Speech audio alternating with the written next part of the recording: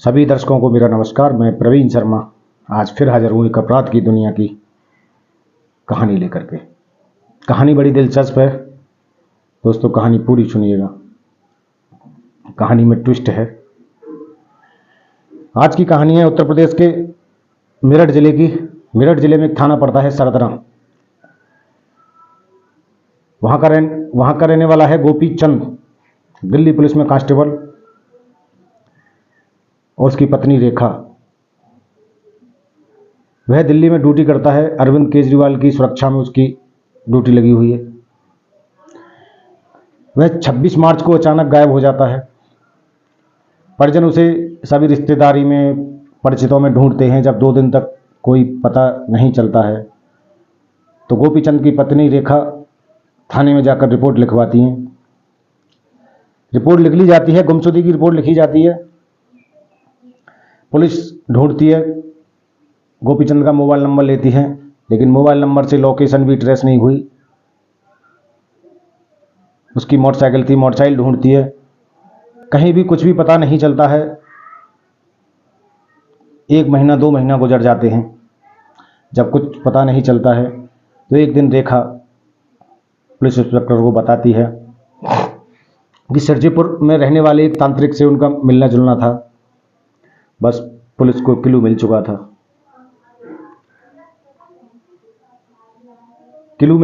Police उस तांत्रिक के पास पहुंचती है, लेकिन पुलिस के पास कोई सबूत था नहीं। तांत्रिक से पूछताछ करती है, वह जानकारी होने से मना कर देता है। पुलिस फिर दिल्ली जाती है। दिल्ली में जहां पर उसकी ड्यूटी थी वहां पता करती है ऑफिस से, तो पता चलता है कि वह 14 दिन की छुट्टी लेकर गया था। 26 मार्च से 10 अप्रैल तक की छुट्टी पर था। जब सब कुछ तलाशने के बाद नहीं मिलती है, लेकिन वह सरजूपुर में जो आश्रम था उस तांत्रिक गणेशानंद पर पैनी निगाह रखती है और अपने खुफिया अधिकारी लगा देती है। कुछ संदिग्ध लगा, गणेशानंद को फिर से हिरासत में लिया गया। फिर उसके सामने कुछ सबूत प्रस्तुत किए गए तो वह सब कुछ हंग गया। सब कुछ सच सच उगल दिया कि जब पुलिस अपने तरीके से पूछती है तो फिर झूठ साँच सब कुछ व्यक्ति सामने लाकर रख देता है। हुआ कुछ यूं था, कुछ ट्रांजैक्शन हुई थी गोपीचंद के मोबाइल से, वो उसी गणेशानंद के मोबाइल पर हुई थी। तो ये जानना था कि जो पैसे ट्रांसफ़र किए गए वो किस लिए किए गए। रकम बहुत ज़्यादा थी, 4.5 लाख रुपए जो तांत्रिक गणेशानंद था उसके अकाउंट में जा चुके थे। वो पैसे किस लिए किए गए पुलिस यह जानना चाहती थी। गणेशानंद को गिरफ्तार किया गया, हिरासत में लिया गया, पूछताछ हुई। पूछताछ के बाद वह टूट गया, उसने बता दिया। जो उसने बताया वह काफ़ी हैरान करने वाला था, अजीबोगरीब था। पुलिस की दिमाग से बिल्कुल कहानी झूठ लग रही थी, लेकिन जब तक सबूत ना मिले पुलिस सच मानती नहीं। जो उसने बताया वह कहानी इस प्रकार है। उसने बताया कि गोपीचंद अपनी पत्नी रेखा की हत्या कराना चाहता था। मैं तांत्रिक का काम करता हूँ, तंत्र मंत्र से अपनी पत्नी रेखा की हत्या कराना चाहता है, क्योंकि गोपीचंद के संबंध अपनी पत्नी रेखा से दिनों दिन बिगड़ते जा रहे थे, संबंध ठीक नहीं थे।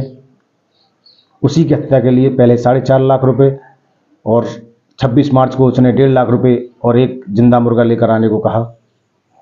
गोपीचंद 14 दिन की छुट्टी लेकर सीधे आश्रम पहुंच गया। आश्रम पहुंचने के बाद उसने वहां पर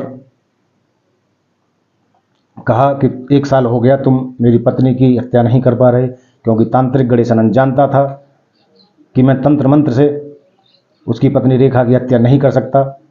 उसे डर था कि कहीं यह 4.5 लाख रुपए मुझे वापस ना करने पड़ जाएं। इसलिए उसने एक प्लान बनाया। उस प्लान के अनुसार 26 मार्च को जब गोपीचंद उसके पास आया तो वह मुर्गा और गोपीचंद को गंगा किनारे लेकर गया। जब गंगा किनारे लेकर गया तो उसने कहा गोपीचंद से कि तुम सीधे लेट जाओ आंख बंद करके, और मैं यहाँ बलि चढ़ाऊंगा मुर्गा की, और वहाँ तुम्हारी पत्नी रेखा दम तोड़ देगी। गणेशानंद के कहे अनुसार गोपीचंद जमीन पर लेट गया। तांत्रिक अपने पास एक धारदार चाकू रखता था। पहले तो उसने उस मुर्गे की गर्दन उड़ाई और फौरन ही उसने उसी चाकू से गोपीचंद की गर्दन भी काट दी। गर्दन काटने के बाद गोपीचंद की लाश उसने गंगा में बहा दी और मोटरसाइकिल भी उसी गंगा में बहा दी और अपने आश्रम आकर मजे से रहने लगा। यदि उसकी पत्नी इस केस को पुलिस के पास लेकर नहीं जाती तो शायद यह केस कभी नहीं खुलता। और सबसे बड़ी बात यह थी कि गोपीचंद पढ़ा लिखा व्यक्ति दिल्ली के मुख्यमंत्री अरविंद केजरीवाल की सुरक्षा में तैनात कैसे तांत्रिक की बातों में आ गया। यदि उसे पत्नी से छुटकारा पाना ही था तो कानूनन जो तरीके थे उसे भी अपना सकता था। गड्ढा खोद रहा था दूसरे के लिए, लेकिन उसी गड्ढे में खुद गिर गया। दोस्तों, अब कलयुग नहीं कालयुग है। कब कौन क्या झूठ बोल रहा है आप चेहरे से पढ़कर नहीं बता सकते। किसके मन में क्या चल रहा है आप नहीं बता सकते, नहीं पहचान सकते। इस काल के युग में सचेत रहें, सावधान रहें, सजग रहें। अपराध और अपराधी से हमेशा दूरी बनाए रखें। जय हिंद।